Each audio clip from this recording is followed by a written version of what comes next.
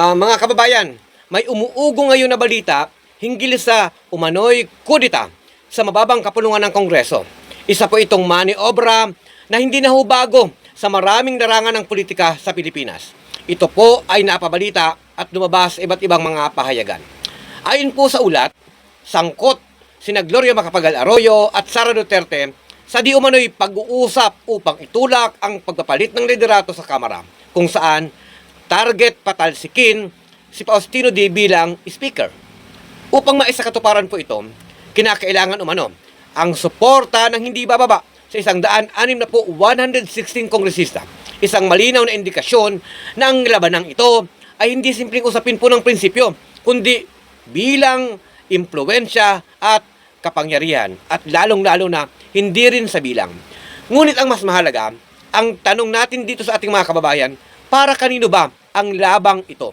Sa halip pong tugunan ang krisis sa presyo ng langis, pagkain, pangunahing serbisyo, ang mga nasa kapangyarihan po ay abala sa pagbubuo ng mga alyansa at sabwatan para lamang mapanatili o maagaw ang pwesto. Ito po ang malinaw na larawan ng isang sistemang politikal na umiikot hindi sa interes ng mamamayan, kundi sa interes ng iilan at mga elit. Hindi na bago si Arroyo sa ganitong klase po ng galawan.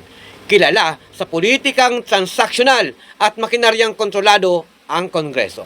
Samantalang po ang pagkakasangkot ni Sara Duterte ay lalo lamang nagpapakita na patuloy na konsolidasyon ng kapangyarihan ng mga dinastiyang politikal sa ating bansa, at para maiwas sa patuloy pong pagbusisi sa kanyang mga kaso at impeachment complaint.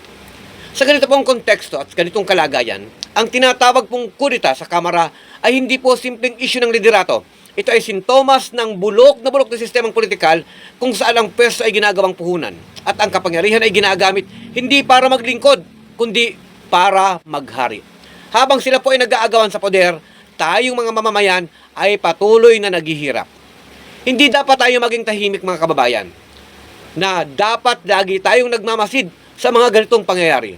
Dapat igiit ng mga mamamayan ang tunay na representasyon ng Kongreso. Mga lider na maglilingkod, hindi po maghahari. Panahon na upang hamunin ang politika ng dinastiya, padrino, at nitong kudeta na gustong pagpapatalsik sa mga nakaupo dyan para sa kanilang interes. Ang Kongreso po ay hindi laruan ng mga makapangyarihan. Ito po ay dapat magsisilbi sa ating sambayanan. Ibasura po ang politikang gahaman sa kapangyarihan. Ipaglaban natin ang politikang dapat nagsisilbi sa bawat mamamayan.